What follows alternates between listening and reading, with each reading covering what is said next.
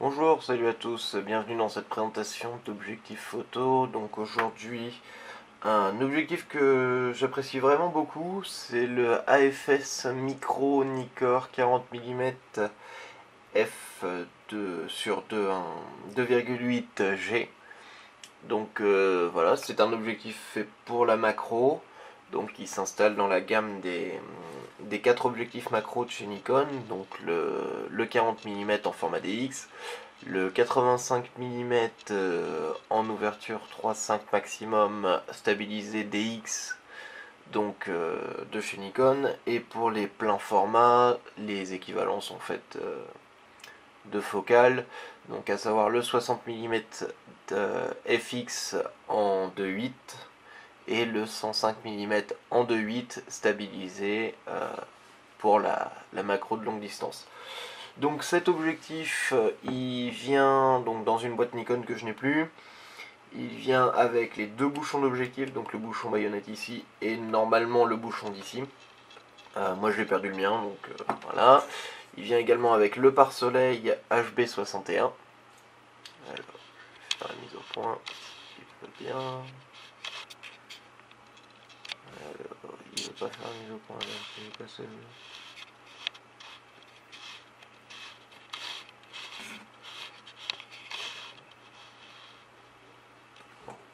Voilà, le HB61 ici. Et la petite sacoche souple de chez Nikon pour le transporter.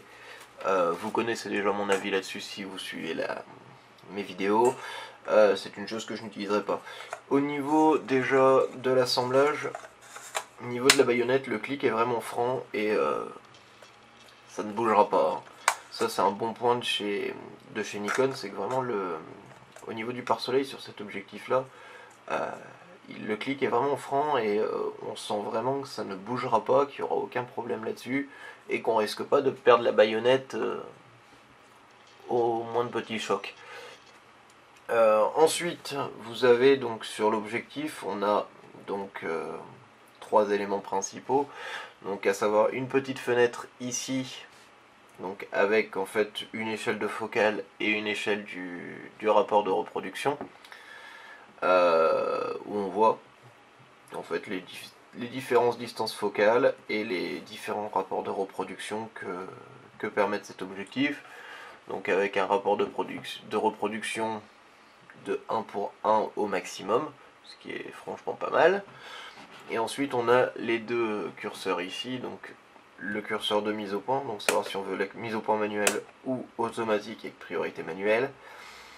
Et le deuxième curseur qui sert en fait pour l'autofocus, tout simplement à savoir quelle zone de l'objectif utilisé, à savoir soit toute la zone de focale, toute la zone de distance de mise au point, soit une distance de l'infini à 20 cm. Ce bouton là est pratique, ça permet d'éviter à l'autofocus de pédaler dans la semoule pour les courtes distances. Si vous avez vraiment un petit truc qui vient vous poser problème, basculez-le en l'infini 0,2 m si vous voulez faire du paysage autre que de la macro. C'est vrai que j'ai du mal à comprendre l'utilité de ce bouton là, puisque quand on fait de la macro en règle générale on est en manuel, mais il a le mérite d'y être et il fonctionne plutôt bien. Voilà. Au niveau des caractéristiques techniques de cet objectif, donc c'est un objectif à focale fixe, 40 mm, équivalent sur boîtier FX à 60 mm. Tiens, c'est bizarre, on se retrouve exactement avec la même focale que sur l'autre objectif, hein, celui pour format FX. À croire que Nikon aurait tout prévu. Au niveau des ouvertures, donc l'ouverture maximale c'est du 2.8, c'est bien, c'est lumineux, c'est sympathique. Et l'ouverture minimale c'est du 22. Ça c'est un petit peu limite, mais bon, ça passe très bien. Distance minimum de mise au point pour le rapport de reproduction de 1 pour 1, c'est 16 cm. C'est vraiment très proche. Donc rapport de reproduction de 1, ça je l'ai déjà dit. Diamètre pour les filtres et bouchons, c'est du 52 mm. Voilà, c'est pas non plus c'est pas une dimension exotique ou très difficile à trouver, hein. Vous allez dans n'importe quel magasin, y compris boulanger, Fnac, Darty, qui ne sont pas spécialistes photo, et vous en trouvez, hein. Ça faut du 52, du 58, ça c'est ce qui est le plus standard. Au niveau des dimensions, on est sur 68 mm de diamètre pour 64 mm de long. Mesure prise chez Nikon. Ça paraît logique et cohérent pour un poids de 235 grammes. Voilà, c'est léger, ça reste léger pour un petit objectif, ça reste un petit peu plus lourd qu'un 50 mm à focale fixe, mais ça reste tout à fait acceptable en termes de poids. Au niveau prix, vu que je n'en ai pas parlé, cet objectif là est à 276 € sur le site de Nikon, sur le Nikon Store. Voilà, c'est peut-être un peu cher, ça reste dans les budgets les plus petits pour la macro.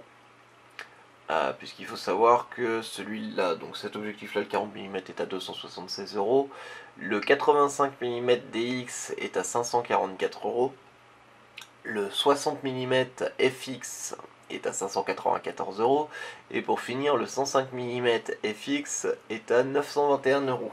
Alors tous les prix ont été pris sur le site de Nikon, sur le Nikon Store. Il est possible de trouver ces objectifs moins chers. Je pense notamment à la Fnac, à Boulanger, à Darty, qui font régulièrement des offres moins chères, surtout s'ils sont, on va dire, si c'est le dernier de la série, qu'ils en ont un peu marre de les avoir. Ça arrive régulièrement d'avoir des objectifs quasiment à moitié prix par rapport au Nikon Store. Mais ce sont les prix Nikon. C'est un objectif qui est fait vraiment pour de la macro de nature morte. Son défaut justement, c'est ça, c'est qu'il n'est pas fait pour la macro d'insectes. Il est beaucoup trop court, il a un rapport de reproduction de 1:1 qui est beaucoup trop proche. Approchez-vous à 16 mm d'un insecte, c'est quasiment impossible, la plupart des insectes se sont barrés avant. C'est son défaut. Moi je l'ai pris en connaissance de cause, hein. Le vendeur m'avait prévenu que ça serait limite pour les insectes, chose que je savais. Donc voilà, si vous voulez vraiment faire de la photo de macro d'insectes, préférez le 85 mm qui vous permettra d'approcher plus loin. Du moins d'être plus loin de l'insecte et donc de moins le gêner, de pouvoir mieux gérer au niveau de la lumière. Si vous voulez faire de la nature morte, de la fleur, des choses comme ça, en très gros plan, prenez celui-là, il n'y a pas de souci, ça se fait très bien. Je vais mettre une photo dans la vidéo de ce que j'ai fait avec. C'est très très propre, c'est très très bon comme objectif. Voilà, c'est un objectif qui m'est cher, que j'aime beaucoup, que j'utilise beaucoup en focale fixe, du moins que j'utilisais en focale fixe, donc vu que maintenant j'ai le 50 mm en A8, ça va me changer. Ça me change un peu, mais voilà quoi, c'est le genre d'objectif vraiment qui est à conseiller si vous voulez faire de la macro de nature morte, ou si vous voulez une focale fixe et un peu de macro, sans avoir, on va dire, deux objectifs. Vu qu'il fait très bien son rôle en focale fixe, pour faire du paysage, des choses comme ça.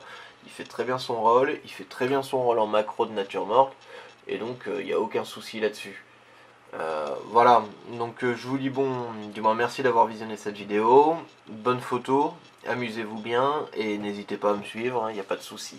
Allez, salut à tous, bonne journée.